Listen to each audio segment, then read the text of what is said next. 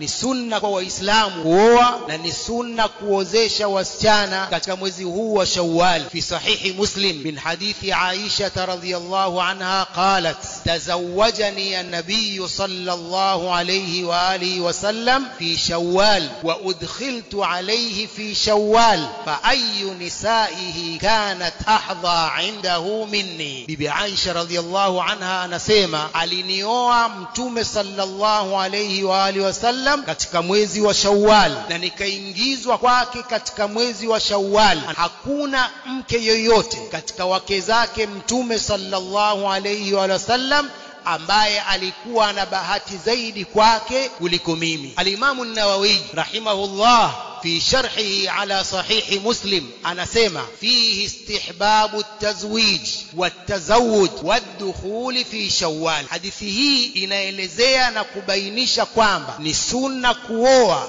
na kuozesha wasichana na kuingiliwa wanawake katika mwezi huu wa Shawwal. Halafu anasema al-Imam an-Nawawi rahimahullah wa qasadat Aisha bihadha al-kalam radda ma kanat al-jahiliyyah alayhi wa ma yatakhayyaluhu ba'd al-awam al-yawm min karahati tazawuj wa tazwij wa ad-dukhul fi Shawwal wa hadha batil la asla lahu wa hadha min athari al-jahiliyyah kanu yatayyaruna bidhalik. Imam an-Nawawi rahimahullah anasema bibi Aisha radhiyallahu anha alikusudia kwa maneno yake haya kuyarudi yale waliokuwa wanayo watu wa kijahilia kabla ya Uislamu, pia na baadhi ya watu wa leo ambao si wasomi wanavyodhania kwamba ni makuruhu kuozesha na kuoa na kuingiliwa wanawake katika mwezi huu. Halafu anasema hii ni katika athari za kijahilia. Jambo hili, itikadi hizi ni batil,